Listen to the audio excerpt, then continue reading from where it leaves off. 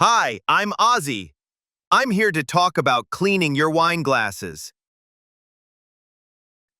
When you're washing your glasses by hand, it's super important to be gentle. First and most important, never hold the bottom of the glass and the bowl at the same time when you're drying or polishing it. If you do, the stem can twist and break. Here's how to wash them.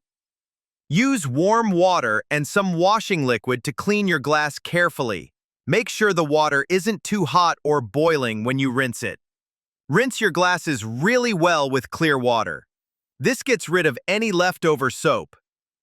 Grab 2 big ottercloth drying cloths to dry and polish your glass.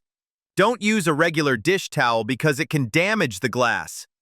To polish the bowl, hold the glass right under the bowl with one hand, using an ottercloth. Then, use your other hand and the second ottercloth to carefully polish the inside and outside of the bowl. To polish the bottom part of the glass, hold it firmly with one hand and carefully polish it with your other hand.